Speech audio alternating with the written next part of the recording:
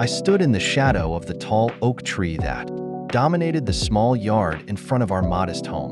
The wind tugged at my thin, faded jacket and I shivered, though it wasn't the cold that made me tremble. My mother's voice, sharp and biting, echoed from the kitchen window, where she was no doubt lecturing my younger sister Emma.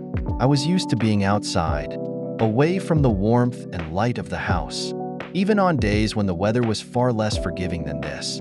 I had long learned that my presence inside was often an unwelcome intrusion. My mother, Leah, was a single parent who bore the weight of raising 2 children on her own, but that weight seemed to press harder on me than it did on Emma. Emma, 3 years younger than me, was the apple of my mother's eye. She was petite and delicate, with curly blonde hair and bright blue eyes that seemed to sparkle with innocence. I, on the other hand, was darker-haired, with eyes that reflected the storms brewing inside me. Storms born from years of neglect and emotional distance. My mother doted on Emma, showering her with affection, toys, and compliments. I watched from the periphery, like a ghost in my own home, receiving little more than harsh words and cold glances. My mother's love was reserved for Emma, and I often felt like an outsider, a burden that she had to carry along with all her other troubles. "Why can't you be more like your sister?" She would often snap at me whenever I dared to seek her attention or approval. "Emma is everything a mother could want in a daughter, and you're just trouble." I stopped trying to win her love long ago. Instead, I learned to navigate my world by keeping to myself, staying out of sight as much as possible. But the neglect and favoritism left deep scars that I could not erase, no matter how hard I tried. I wasn't sure if I ever wanted to erase them. They were, after all, part of me now. My sister, Emma, mirrored my mother's treatment of me. Though she was still just a child, she had already mastered the art of manipulation, knowing that anything she wanted could be hers. If she played the role of the perfect daughter, she would tease me mercilessly, call me names, and tattle on me for the smallest infractions, knowing full well that my mother would always take her side.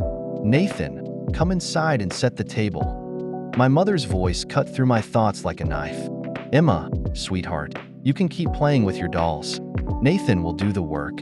I clenched my fists, the rough bark of the tree digging into my back as I resisted the urge to yell back. Instead, I silently made my way to the door, the weight of the unspoken resentment hanging over me like a dark cloud.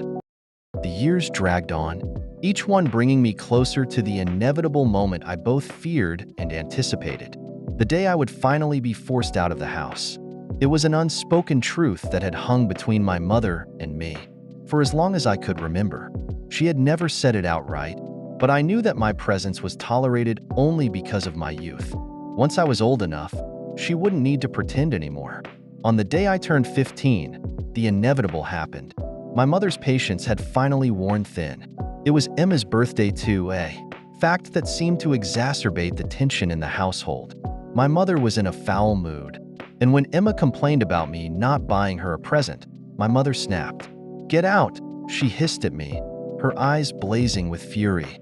"You've been nothing but a burden since the day you were born. I've had enough of you, Nathan. Leave and don't come back."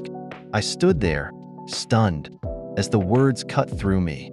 I had always known this day would come, but the reality of it still hit me like a punch to the gut. For a moment, I considered pleading with her, begging for just a little more time, but the look on her face told me that it would be pointless. Without another word, I turned and walked out of the house, the door slamming shut behind me. I didn't take anything with me there. Wasn't anything I owned that was worth taking anyway. I walked down the street, the weight of my mother's rejection pressing down on me with every step. For the first time in my life, I was truly alone. The next 6 years were the hardest of my life, but they were also the years that shaped me into the man I would become. I bounced from shelter to shelter, took odd jobs wherever I could find them, and scraped by with whatever I could earn. But I was determined. I was determined to build a life for myself, one that wasn't defined by my mother's neglect or my sister's cruelty. Slowly, I began to pull myself up, working longer hours, saving every penny I could, and eventually finding a steady job that allowed me to rent a small, rundown apartment. Then I started an online business and website design. I designed a gaming website with all my savings, and it became successful. My website became my major source of income.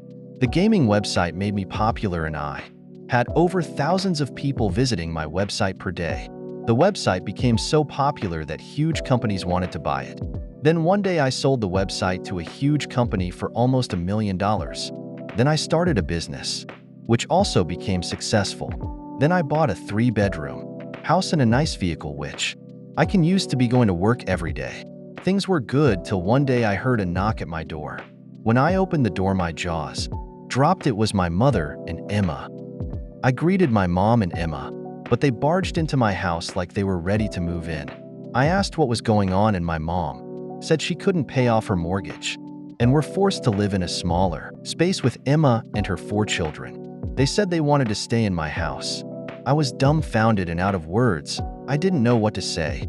I looked at my mother, then at Emma, and finally at the 4 children clinging to her. My heart ached for those kids, caught in a situation they didn't ask for. But I knew what letting them into my home would mean. It wouldn't be temporary, and it wouldn't be simple. They would take over, just like they had in the past, and I would be pushed to the sidelines in my own life once again. I'd spent too many years building this life, too many nights working late, and too many days scraping by to create a space that was mine. I couldn't let them take that away from me. Not again. "I'm sorry," I said, my voice firm, though I could feel my pulse quicken. "But I can't let you stay here." My mother's face twisted in a way I hadn't seen in years, a look that reminded me of every cold stare, every harsh word she'd thrown my way when I was a kid. "What do you mean you can't? We're family, Nathan. Family helps each other." I don't remember much help coming my way when I needed it, I replied, my voice colder than I intended. "You turned me out when I was 15. I had to figure things out on my own. Now I'm finally in a place where I'm okay, and I'm not risking that." Emma's eyes flashed with anger, and she stepped forward, her voice sharp. "You're seriously going to turn us away? We've got kids, Nathan. They're your nieces and nephews. I'm not turning them away. I'm saying no to you and your boyfriend. Those kids don't deserve to be caught up in this mess, but I'm not letting you use them to guilt me into something I know will ruin everything I've built." The man who had been silent until now finally spoke up, his voice low and threatening. "Listen, man, we just need a place to crash for a bit. Don't make this harder than it needs to be." I locked eyes with him, feeling the old anger and hurt rise to the surface. "I'm not making anything hard. I'm protecting what's mine. You're not welcome here." My mother stepped forward, her voice rising in a way that made the kids flinch. "How dare you? After everything I've done for you, you would just leave us on the street? Do you have any idea what it's like out there?" I couldn't help but laugh bitterly. "Do I know what it's like out there? I lived it for 6 years, thanks to you, and I made it on my own. Now it's your turn." For a moment, there was silence. I could see the realization settling into my mother's eyes. Realization and a touch of fear. She hadn't expected this. She had come here assuming that I would fall in line, that I would bend to her, well, just like I always had as a kid. But I wasn't that kid anymore. "Fine," my mother spat, her voice dripping with venom. "We'll find somewhere else. But don't think we're done with this, Nathan. We'll be back." If you want to listen to part 2, please like, share, and comment on this video.